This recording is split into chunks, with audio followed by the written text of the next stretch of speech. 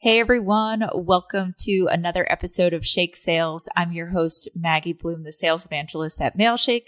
And today we are talking with Brandon Baker. He's a senior SDR at Sendoso, and Brandon has been super inspiring to follow on LinkedIn with sharing sales advice, life advice. We've talked before on an interview of his, so I'm really excited to bring back this conversation. And today we're going to focus on 3 areas that SDRs can level up. And so those 3 areas we'll talk about are cold calling, cold emailing, and LinkedIn. So super excited to dive into this conversation. Brandon, thanks so much for being here. Do you mind giving us a little introduction about yourself? Yeah, absolutely. Well, thanks for having me, Maggie. Like she said, my name is Brandon. I work with a startup in San Francisco called Sendoso. We are a sending management platform. And I also am an advisor for Outplay. That's also a sales enablement platform. And I'm actually getting started to work with a couple of folks on this project called the Black Man Band. Super excited about that as well. So I got a couple projects going on. Yeah. Super excited about, but yeah, happy to be here and share some sales tips with everyone. And yeah. Awesome. Yeah, it sounds like you got a lot going on. And yeah, I'm just really excited to talk with you a little bit about, how you can level up as an SDR because you're in that senior SDR position and there's been a lot of cool stuff that I've seen that you've been doing on LinkedIn. So just to kind of dive right into it, I saw from one of your LinkedIn posts that when you're doing cold calls, you like to think of yourself as a journalist. So can you elaborate for us a little bit more on what you mean by that? Yeah, so I guess just living just a little backstory. When I grew up, I I lived, well, not lived, but I would stay with my grandma most of the Mhm. summer. And pretty much everything that was on was ABC News or Oprah Winfrey, The Ellen Show. So I saw a lot of interviews. Sounds like grandma and stuff to watch. it's just grandma 101 pretty Yeah. much. And so I yeah, basically just through absorbing that, I've always kind of been intrigued by journalists. I never, pursued journalism in school or anything like that, but I've always liked how they could control dialogue, how they always were genuinely curious about their guests, and how they always made their guests feel welcome to share their opinions and their thoughts, whether they agree with them themselves or not. So I always Mhm. kind of like imagine myself as I'm, cold calling someone, or even if I'm cold emailing someone, imagining us like we're at a bar, we're at Mhm. a hotel lobby, anything that, hey, we're just talking, we're just creating dialogue. And I'm just trying to start a conversation. I'm not necessarily trying to book a meeting right Yeah. away or set up next steps or anything like that. I'm trying to be genuinely curious about what's going on with their company at the moment. Everyone has a hypothesis, obviously, on Mhm. based on their research on what they think might be problems for them, but you Yeah. don't honestly know until you get them on the phone or get them, in your email cadence or something like that. So I always try to don't assume and ask Mhm. questions and be genuine with your questions.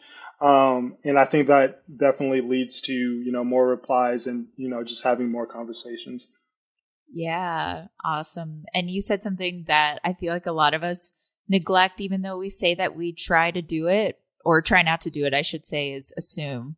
And I think that's what's so great about like journalists out there, or how you got that inspiration from journalists, is that they really take an approach where they ask questions that maybe you do already know the answer to. And maybe you've asked that question 1,000 times over a cold call, but it shouldn't mean that you should approach it that way. You really should approach every single conversation like you're ready to learn something new, that you're ready to learn about a new problem that someone is going through. And I think it also makes it like when you show up in that character of like being a journalist, it's going to make it more fun too. Like in my case, I always like to think of myself as like I'm the detective salesperson, like getting to the bottom of Yeah. the thing, kind of like the same thing.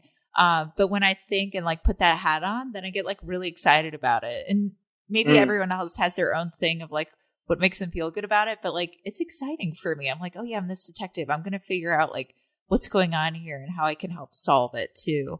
But really the most important part of what you said is like making sure that you're not assuming, going there with an open mind with a cold call. Yeah, and I think that's, I mean, you hit the nail on the head. I mean, when, as an SDR, the job is going to be redundant as far as, Mhm. kind of like your prospecting and going through your cadence and stuff. So you have to make it fun for yourself. And, Yeah. kind of like you said, playing detective, playing a journalist, looking at it through, I think sometimes who are my favorite actors? Mhm. And, what are the visceral moments in the movies that I attach to the most. Yeah. And I think about, how many times they had to rehearse, those lines, how many times they had to change the tone, they had to change the pitch. I mean, Mhm. movies take years to make. So, Totally. another tip that I have for, SDRs who are struggling on the phone or, even with email, whatever, is like, sometimes playing the long game and sometimes giving yourself grace because Mhm. even the best at their profession, it takes time. So even myself, I'm constantly still botching cold calls. I'm Me too. botching emails sometimes. It's just part of the process. It's part of the learning and growth. Mhm. So I think that's, and like I said, just have fun with it. Don't take yourself too seriously and try not to take anything personal. I think just will internally make you feel better, and also like your prospects feel that too. So if Yeah. you're relaxed on the phone, if you're calm, if you're just kind of having a curious but at the same time a little bit of a playful tone, like your prospects will pick up on that, and it'll be a more delightful conversation for both of you. Totally. Yeah, absolutely. And like you said, picking up on that tone, and also making it fun for yourself at the end of the day. And I'm the same way. Like I've done 2,000 demos, like software demos at Mailshake alone. And every single demo I do or every day that I do demos, I always make sure, and not as like, this can sound sick saying it this way, but I make sure that I point out something I did wrong just to know like, hey, perfection for my mind, perfection isn't real. Not every single demo is going to be perfect. There's always going to be something I could work on. And for me, that actually helps me because it gives me that room to make mistakes and not feel so afraid of it. And then it also Mm, gives me room to fix those mistakes, which is the exciting part of doing the next demo. Because if I was for perfect sure. on every single demo, I wouldn't be excited to go on the next one and see how I could get better or see something I could change up. So I think that's so important that you realize, like, yeah, like I'm gonna botch a cold call again. But it's always like that learning method from there that I think is super fun in sales.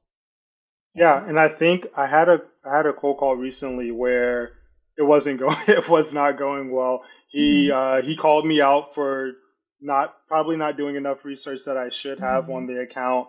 And I was like, I literally just cut the script. I was like, look, I'm botching this. Can I just get some feedback for the next time I call you Yeah. or one of your colleagues, just so I can be, of relevance and see if I can potentially add value to your team in the future. And then he literally was just, I was shocked. He was like, yeah, no, I'm happy to do that. Do this next time, do this, and seriously, give me a call in 2 weeks. And I was like, Hmm. all right, cool. So you'll be surprised if you're just like vulnerable and open, and like you said, Hmm. if you just call out your own mistakes, then people are open to that. Like no one is expecting perfection, especially my persona. Half of my persona is salespeople, so we all Same. get it, or they get it. Like they're in the space, which is also great too because you don't have to like beat BS as much. Like Yeah. you can, like you can It's a get good to way to put it. yeah, you can get to the nitty gritty, but slash you can be like a little tongue in cheek with it too. So Hmm. yeah, no, I think yeah, definitely giving yourself grace, and like you said, just finding those areas where you can always improve does make it more exciting. Because if, Yeah. like you said, if I was doing the same stuff and just had 100%, you know, meeting booked rate on every person I touch, then like yeah, then what's the point? So Yeah. Yeah, and I would love to meet the person who has the 100% book rate, Me too. so they can give Me me some too. lessons here. I can learn from them. But yeah, totally true. And I sell into a sales persona, and it's got its pros and cons for sure. Either people give Yeah. you some unsolicited feedback where you're like, didn't really need to hear Yeah. that right now, or it is really Yeah. great feedback, and I'm lucky to be in it, and Mm. it's fun to have that camaraderie too. But cool. So we talked a little bit about cold calling, and I know we're going to talk Mm. about cold email and LinkedIn next. So I've seen some really great screenshots of cold emails that you've sent, and using this method that you call the triplet, I think it's called, where you Mm. use an expected trait, and then an unexpected trait. So can you break that down for us and tell us why it works for you? Yeah, it's actually really funny. I literally did it today. It was reconnect coffee plus newborn. So this hmm prospect that I had, he it was a dead opportunity. hmm Was trying to wake that dead opportunity, and then I also saw on his LinkedIn that he just had a newborn a few months ago. Oh. So what did I say? Yeah, reconnect coffee plus newborn because he also mentioned in the post that he had a lot of coffee because obviously a lot of sleepless nights with the newborn. So Yeah. I put all those together. Yeah, the expected trait, well, I guess someone expected is something about, reconnecting. And hmm then coffee, maybe, reconnecting and coffee, maybe those two are expected. But then hmm newborn, it's like, wait, who is this? Like, how do they know, like, I Yeah. just had a newborn? So I think it got open, it got a reply, just like we want in the sales space. So I hmm think I've seen a lot of success with that as my subject lines, um, because I think it's just I think it's I actually saw this from Josh Braun in Awesome. just how comedians do the same thing. They kind of hit you with two expected things and then an unexpected thing. Mm. It's like their rule of three, and then that's what lands the punchline, and that's what makes a joke funny or whatever. So it's kind hmm of similar. It's like it's almost like a brain pattern interrupt, Yeah. and I think it really helps with open rates. But you definitely have to be a little careful. I don't just spam the triplet on everyone. I definitely try to do it when I feel like the timing's right for it. hmm But I do see really positive open rates and reply rates with that. Amazing. Awesome. And so that's all done in the subject line. You put all those three traits in there. Okay, cool. Yeah, and then obviously like another thing is too like you can't just like have those three things in the subject line and then those three things not be included excuse me, Yeah. email. So yeah, make sure because then you'll lose credibility really fast if like you're just hmm like yeah, newborn. It's like I don't have Yeah. kids, so it's like yeah. So definitely make sure that it's not just like a gotcha. It's like you know done with well intention and Mhm. it's tied into the actual email. Yeah. Yeah, totally. And I think you do something really well, Brandon, from the last two things that you told me is about cold email and cold calling is you're good at pattern interrupts and, just like being comfortable doing them. And that's not always an Mm, easy thing to do as an SDR because I think it sometimes can be hard to be vulnerable. We feel like, we can't make mistakes and things like that. But even like you said, you had cold call someone and maybe you didn't do enough research and they notice. And what you told them was like, okay, can you give me some feedback? And that's not always an easy thing to do because we're so trained and wired to be like, okay, well, like, should I ask them for time now? Or, you know what I mean? And yeah. then the same thing with this unexpected trait. So, what do you like? Where do you feel like you got the confidence to, have those pattern interrupts? Or like, where does that come from when you're in those situations? I think it's just understanding, like, kind of being empathetic of the buyer and the buyer's Mm-hmm. perspective, and then also understanding buyer psychology.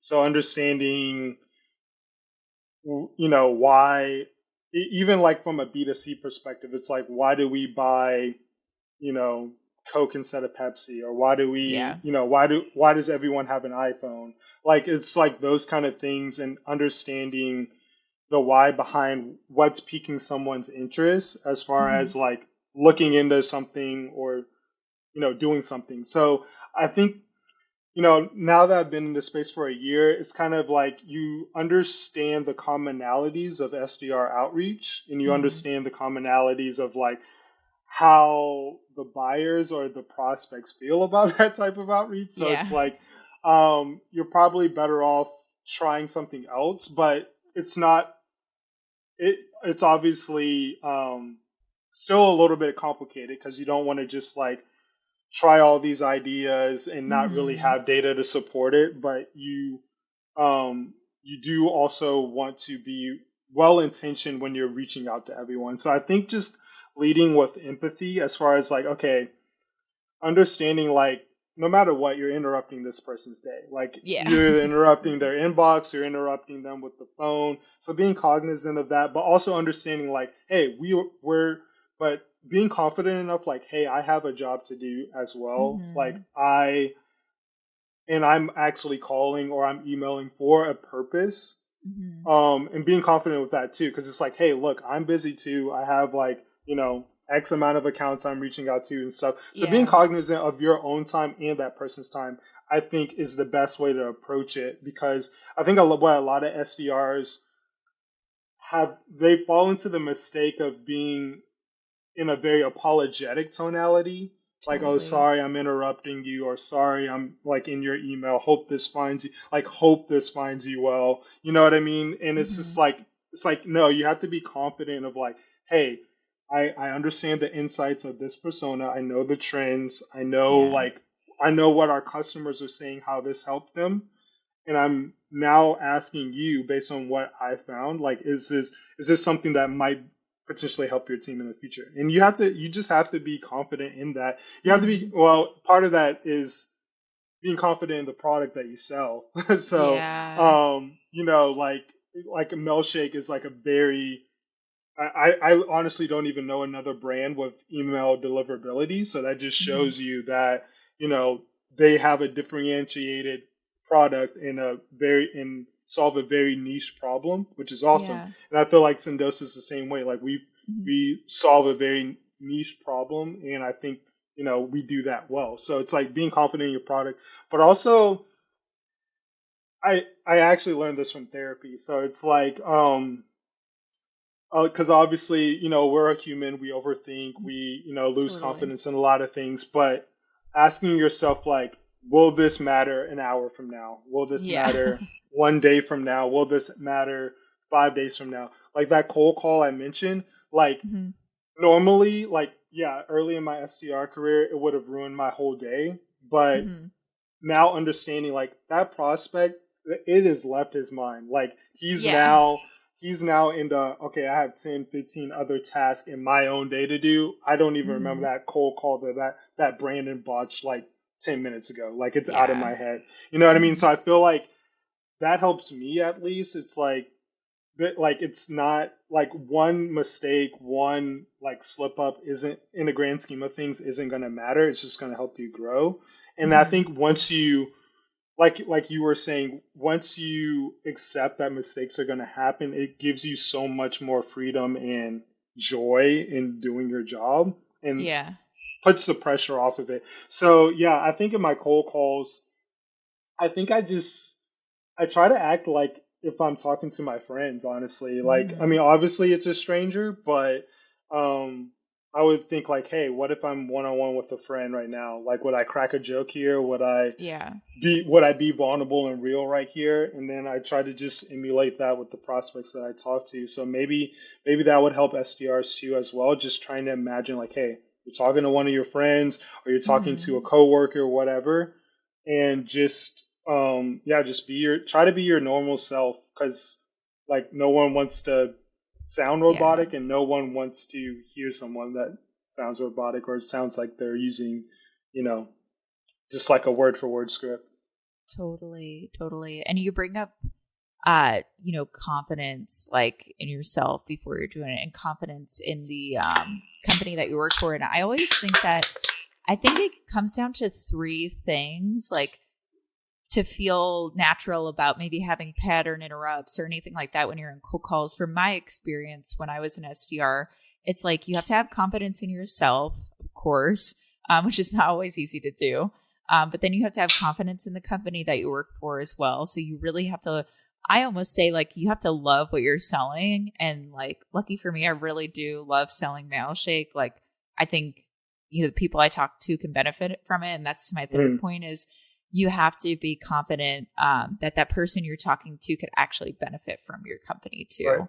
So confidence in yourself, confident in the company that you sell for, and then confident that that person can actually they don't have to be the decision maker, but that they can actually benefit from Sendoso or Mailshake, but from your company in general. And I think it makes those conversations a lot smoother. And yeah, it just makes you feel better all around going into it, where you could have some flexibility for like putting your own personality in there or having some creativity or anything like that before going into it. So I really like that you mentioned all those things. Yeah, absolutely. But sweet. So yeah, we talked about cold calling, we talked about cold emailing, a couple methods that you have there. But one thing that I love is that you're posting on LinkedIn as an SDR. And it was actually something I didn't really do as an SDR. I feel like it's something that's a little bit intimidating for some SDRs out there. But my question to you is, why did you start posting on LinkedIn? And why do you think every other SDR should start posting on LinkedIn? Yeah, so I think originally one of my coworkers, Giano, I reached out to him because I saw that he was having some success posting. I really liked some of his content. I think it was pretty versatile as far as, some was funny, some was, informative, some was a little mix of both. So just wanted to, kind of get a sense of what he was saying or what he thought about posting on LinkedIn. And Yeah. I mean, kind of similar to what I see a lot on today is just people saying just start, Yeah. just do it. Because obviously, in light of what is going on in probably the past month, just with a lot of layoffs and kind of the tech industry being shaken up a bit, like the time is now. And I think also it just highlights that. I mean, I there's a lot of people that I'm following, and the only reason why I know about their company is because I'm following that person. Yeah. So, Mm-hmm. I mean, that speaks to the power of personal brand. Like you'll see, someone that has, a good following and, just is delivering consistent content. Like I think, Mm-hmm. a brand that comes to mind is Lavender. Yeah. Our team uses Lavender. We've spoken with both Wills, the Mm-hmm. co-founders, and they consistently are posting just very valuable information about cold Mm-hmm. emailing. And I think it's helping a lot of SDRs, a lot of sales teams out. And then once you do that, like you just build trust in your brand, you build credibility in your brand, and it's just going to help the company out in itself. So I think going back to your question, I think SDRs should that's not if posting is too much because I understand posting can be intimidating because you're putting yourself out there and you're not sure if it's going to land or be relatable to anyone. Mm-hmm. Start just kind of like you were saying about playing detective. Start playing detective just on LinkedIn. See Mm-hmm. like what content is resonating with you, who's really speaking to you. Mm-hmm. Start commenting on their stuff, comment on follow people that are making comments on their content. And there you're already building a commonality of a group Yeah. of people. And you're also getting a little just little data points here and there for yourself of like, okay, so this kind of content resonates with like my persona. This type of content represents my. Not saying you have to cut and paste, but Mm-hmm. you kind of start developing a little framework of like, okay, this is what maybe resonates, but then Yeah. also understanding like to your core, it's like, well, what makes you unique? So it's like Mm-hmm. also understanding like it's like a little balance of okay, what is kind of speaking to my audience, but then again, what is also making you unique? And for myself, I think being a minority, in particular, being like a black man in tech sales is like my unique spin on Mm-hmm. things. So I think that resonates with a lot of the audience on LinkedIn. But I mean, you can find whatever, like it could be Yeah. literally whatever for you. So I think that's a really good starting point. But I think honestly, probably more important than posting is commenting, because then Mm-hmm. once you're like once you're a hype man for a lot of people, Mm-hmm. so when it's time for you to post, like it's gonna help your reach exponentially because you already have a core Totally. group of people that are aware of you and that are gonna support you. So, um, but yeah, no, just start like what I do is I literally start. If I have a shower thought or whatever, I write it down, kind of like just The shower thoughts. loosely. Yeah. Yeah, just a loose framework, and then kind of like tweak it and make it look nice for LinkedIn. But um, yeah, that's pretty much it. I mean, I will say if you don't like writing, just think about like having a monologue, just talking to yourself. Because at first I was Yeah. like, man, I've never been like a real writer, but I Same. do have a lot of like just reflection that I do. Mm-hmm. And so when you really put it in those terms, I think it can help you like start posting more content. Absolutely. Yeah.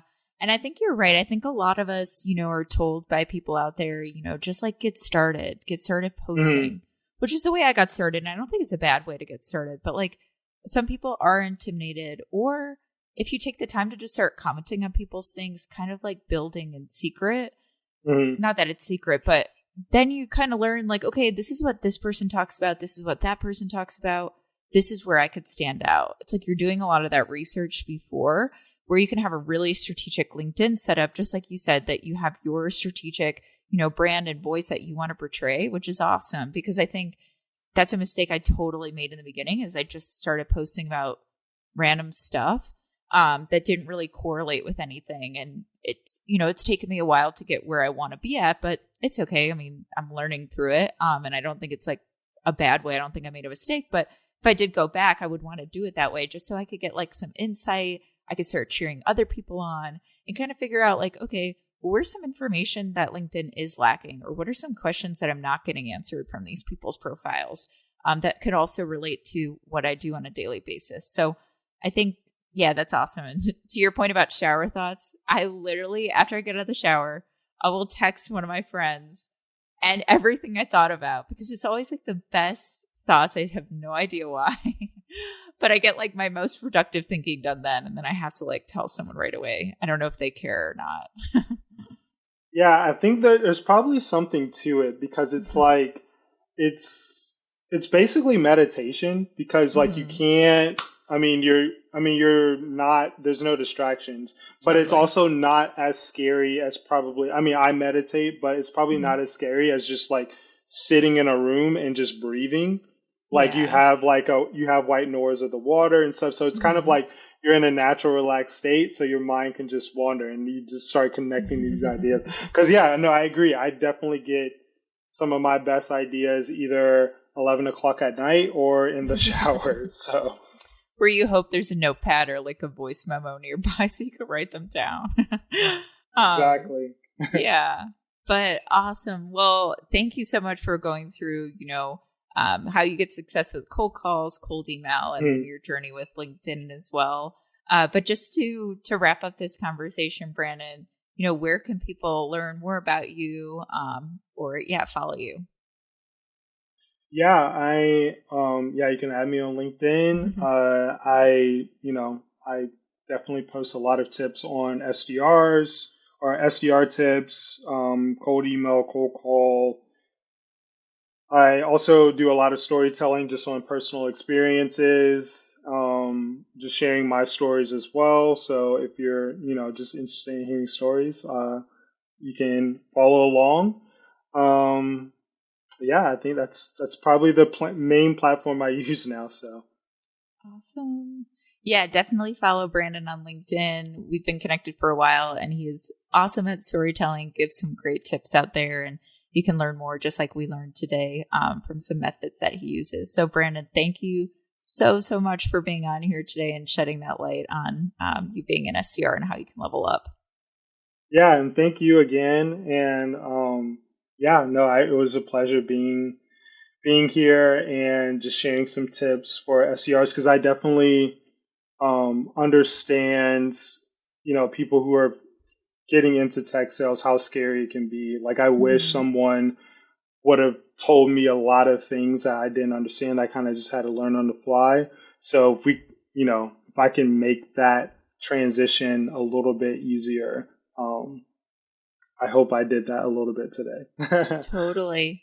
Absolutely. Absolutely. We totally appreciate you for it too, Brandon. But yeah, thanks so much for being on here. And thank you everyone for listening to another episode of Shake Sales. We'll catch you next time. Bye.